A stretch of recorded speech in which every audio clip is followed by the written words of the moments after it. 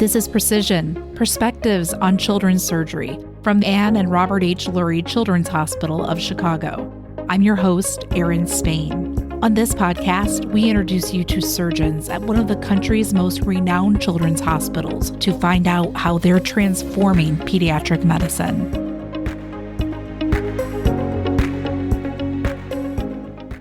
The Division of Orthopedic Surgery and Sports Medicine at Anne and Robert H. Lurie Children's Hospital of Chicago cares for more than 49,000 patients with bone, joint, muscle, ligament, and nerve disorders every year. To make sure all patients have the opportunity to receive care from this team, physician scientists are spearheading research and running programs to uncover and address inequities and improve treatment options and better access to care for all children who need it. Joining me to discuss some specific initiatives are Doctors Cynthia LaBella, Neeraj Patel, and Jill Larson, Pediatric Orthopedic Specialists at Lurie Children's. Starting us off today is Dr. Cynthia LaBella, Medical Director at Lurie Children's Institute for Sports Medicine. Her research focuses on developing strategies to prevent injury in youth sports, and she is also dedicated to advancing advocacy and equity in youth sports. Dr. LaBella, welcome to the show. Oh, thank you. Great to be here. Let's start off by talking about this drive and passion that you and so many of your colleagues have to address inequities and improve treatment options for all children with sports injuries. Well, I think we all share this passion for helping young people and especially promoting physical activity and knowing that you have the skills to do that and help kids recover from injury or identify injury and get back on the field. But yet these people can't find you or can't get to you is really a bit heartbreaking. And so we really want to make an effort to get out to these folks, right? And so I think what we've learned is we can't wait for them to come find us. We have to go find them. And so connecting with communities has been our goal. And learning and asking questions is the first step. Finding out what are the barriers, what are the questions they have, what would make things easier, what do they perceive are the needs in their community, and starting there. We don't know that until we start asking those questions. And not only have you been doing the research and asking those questions, you've been able to implement evidence-based injury prevention programming for young athletes right into Chicago public schools. One of those programs is called KIP, which stands for Knee Injury Prevention Program. This program was designed for girls who are playing sports. Tell me more. We had looked at data that is pretty consistent, showing that adolescent females tend to have the highest rates of knee injuries, particularly injuries to the ACL or anterior cruciate ligament. And these injuries can be pretty devastating for teenagers because they often require surgery or months and months of rehabilitation. They can miss whole seasons of play. Some of them never even get back to playing sports. And so our primary goal has always been to promote sports and physical activity for youth because it's just so great for them in all domains, both physical, for their mental health, for their cognitive performance in school. So keeping kids on the court, on the field has always been our focus. And along with this data showing that girls have a higher rate of these injuries was also data coming out investigating why that is the case. And what many researchers were finding was that it had to do with the way girls use their muscles when they play sports. They use their muscles differently than boys, and the way they use their muscles puts their knees at higher risk for injury. So we worked with our physical therapists and athletic trainers, and based on some research done in other institutions, we designed a neuromuscular training program, which is a series of exercises that are designed to train girls to use their muscles differently when they jump and land in sports. Using their muscles in this way helps protect their knees as opposed to putting them at risk. This program has been very successful and is really a model for how to reach under-resourced communities. Tell me about your collaboration with Chicago Public Schools and the impact it's had. Yes, we're very thrilled about the reach that this program has had. We started by doing a very large research project within Chicago Public Schools, and we had recruited 80 of the high schools in the area, public schools that provide girls soccer and basketball, and researched this program with half of those schools learning how to use these exercises coaches were trained how to incorporate them into the warm-up for their teams, and the other teams used their usual warm-up without these exercises. And at the end of the season, we compared injury rates between the teams using KIP and the teams not using KIP. And we found a very significant difference where the teams using KIP had significantly lower rates of knee injuries, ACL injuries, and lower leg injuries in general, such as ankle sprains. And importantly, we wanted to target Chicago public high schools because so many of these high schools are in areas that are under-resourced. They do not have athletic trainers, for instance, to help athletes prepare adequately for their season or treat injuries on the spot and rehab those injuries to get them back on the field safely and efficiently. And so we thought, what better place where injury prevention is needed than in these under-resourced high schools?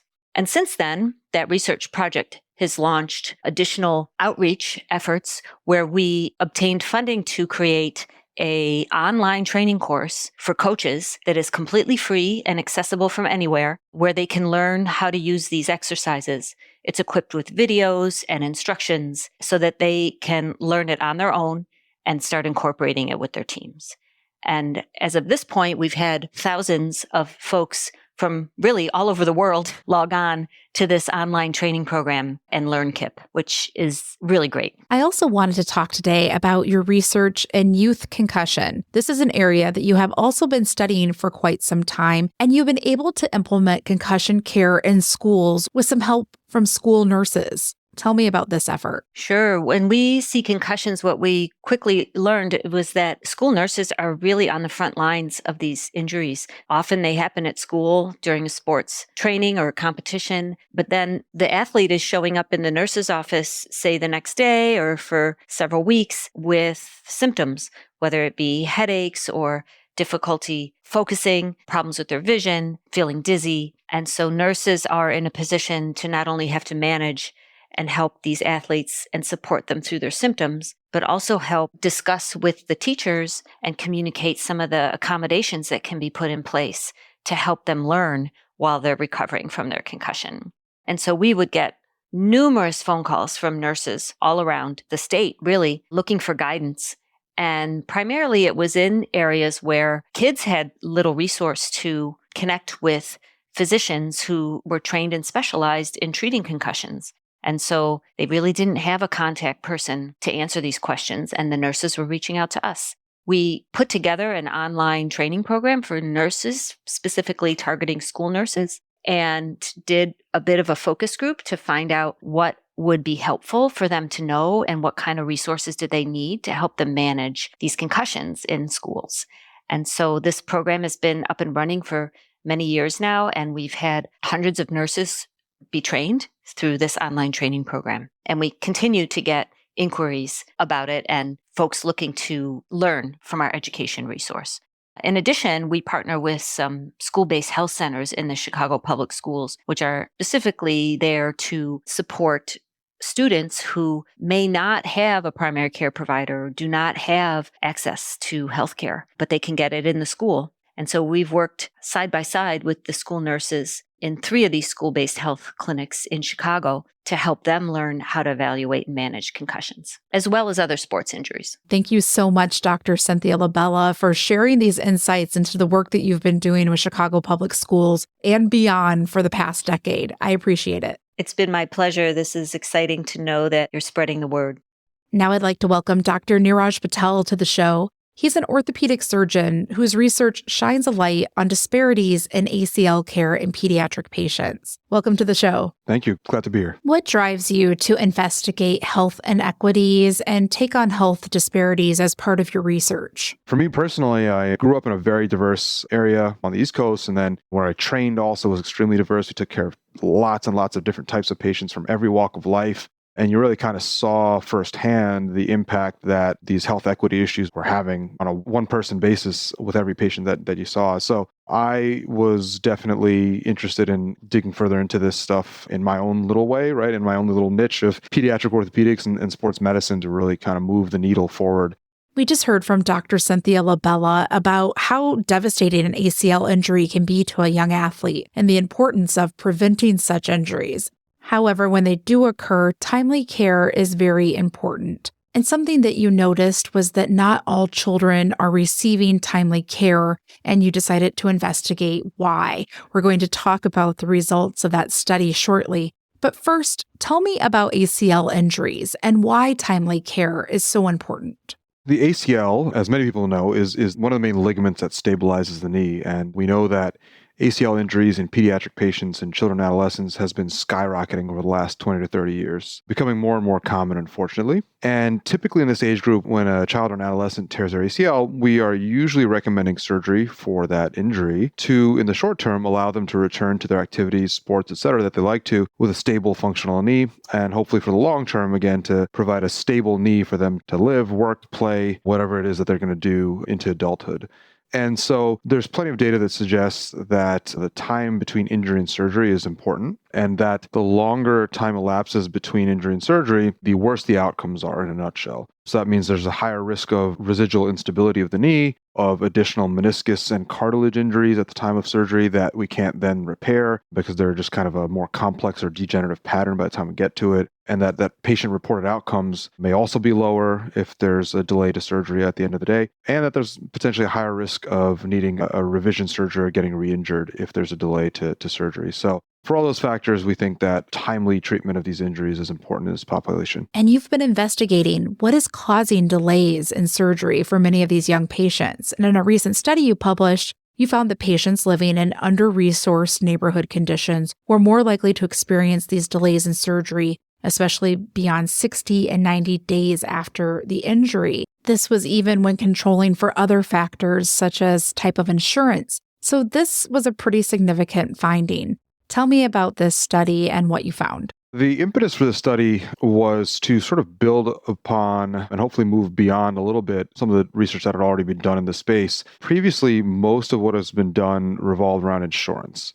We know pretty well that kids that have Medicaid or government insurance are at higher risk for delayed surgery and other problems. But I think the insurance is the most commonly highlighted factor here because it's the easiest to study, frankly, right? And so our team decided to try to dig a little deeper and go beyond just insurance as a marker of like socioeconomic status or other things. And so one of the things that we used in this study was what's called the Child Opportunity Index, or the COI, which is a very comprehensive neighborhood level metric that looks at, I believe, 29 different variables across 3 different domains and looks at the child's opportunity or neighborhood resources through that lens. And so it's very comprehensive. And we found, like you mentioned, that children from neighborhoods with lower COI scores, so the more disadvantaged neighborhoods, the lower resource neighborhoods, did have a longer delay between injury and surgery. And so that included, even when you got beyond 90 days between injury and surgery, there was a higher risk in the kids from those neighborhoods. We also found in the same study that those same kids were more likely at the time of surgery to have meniscus tear and meniscus tears that couldn't be fixed. So we know that those are also things that ultimately result in worse outcomes.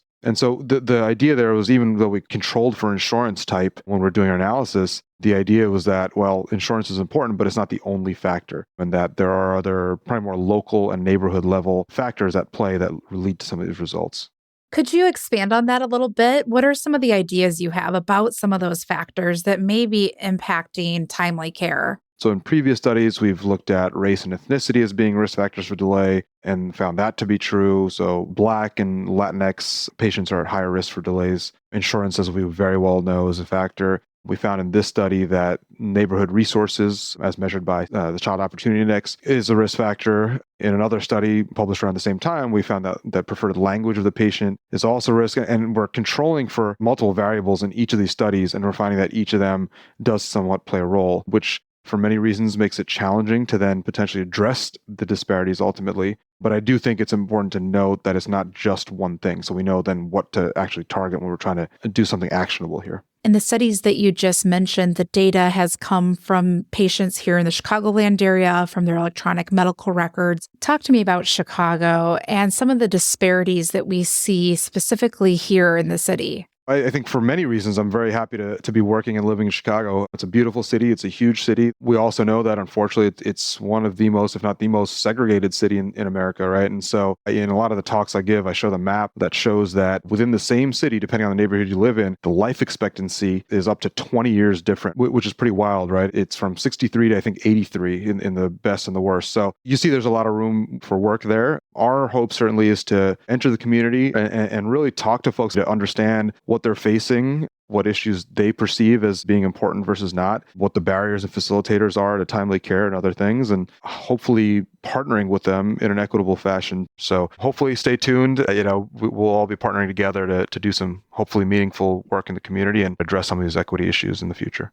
Well, thank you so much for your time today. Appreciate you having me. Thank you so much. Now let's welcome Dr. Jill Larson. She is a surgeon, physician scientist, as well as a hip and spine expert here at Lurie Children's, who recently published a study on racial disparities in the diagnosis of scoliosis. Welcome to the show. Thanks so much for having me. Talk to me about adolescent idiopathic scoliosis. This is something that is very commonly referred to you and other pediatric orthopedic surgeons. Explain the condition to me, who it impacts, and how severe it can be. Well, you're absolutely right. It's probably one of the most common diagnoses that we see as pediatric orthopedic surgeons.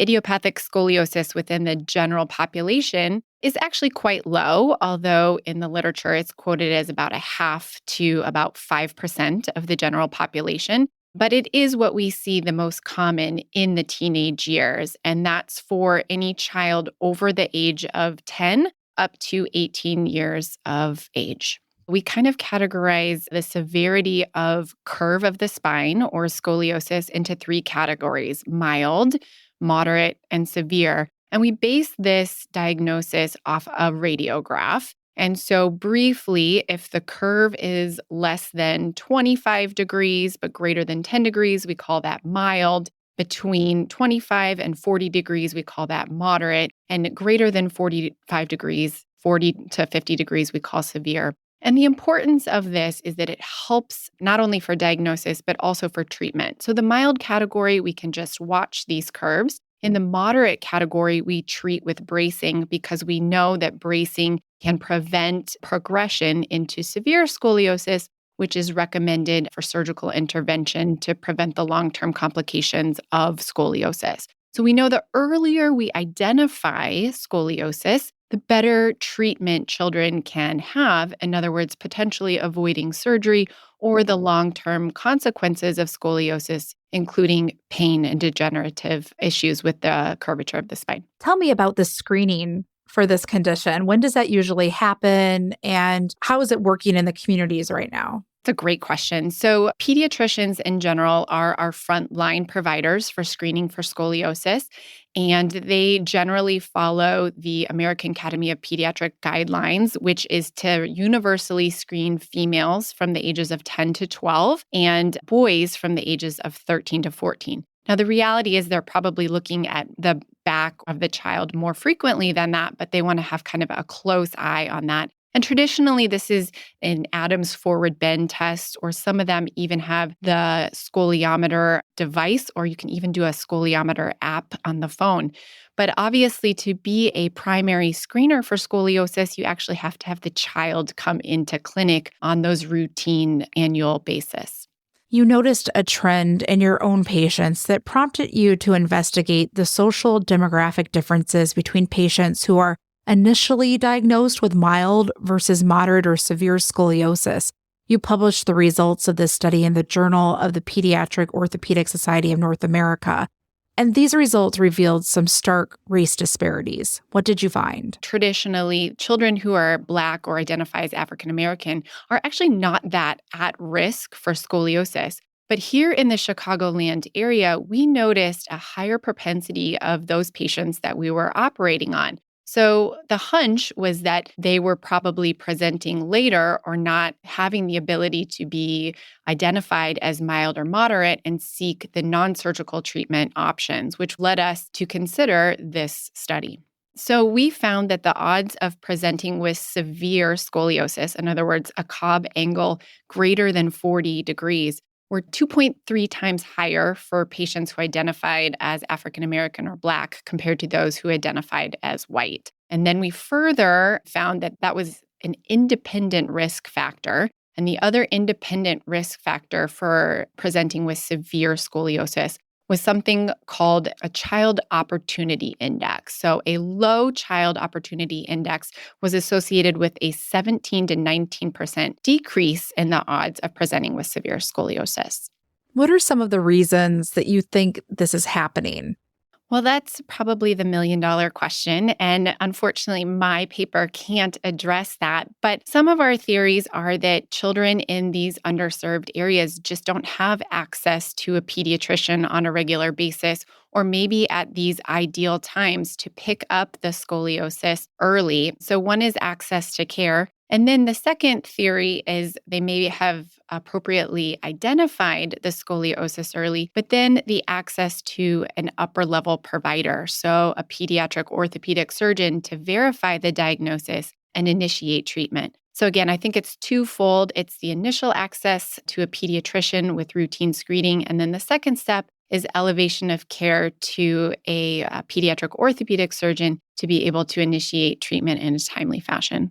You and your colleagues at Lurie Children's want to tackle this problem, and you're coming about it from some different ways. I'd love for you to share with us some of the ways you're hoping to tackle this. Screening actually is not supported by the preventative task force. So we are a little bit encouraging pediatricians and other family care providers or frontline providers who see kids on a regular basis to be our eyes on the ground. And one of those is school. Kids are going to school on a regular basis. And so school screening is one of those opportunities to potentially identify scoliosis early with appropriate referral to a pediatric orthopedic surgeon. And again, while school screening is not universally performed, it can be a way in these underserved communities to get kids identified early. And so we're using education through the school system to identify scoliosis, safe ways to do that, and then providing direct referrals to Lurie Children's.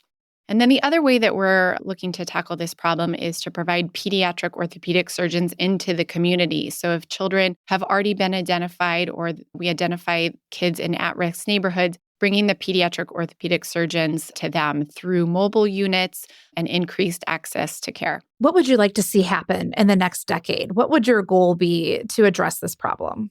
So obviously, I think reducing the risk ratios is the statistically way to do it. But I think, seeing just in general an increased awareness of these health disparities, more public health initiatives, and even consideration for the Chicago Public Schools to initiate universal school screenings, especially in these at-risk populations, and then Lurie Children supporting more access to care in these different neighborhoods that are at risk.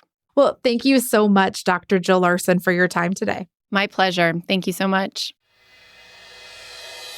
For more information, including how to make a referral or an appointment, visit luriechildrens.org.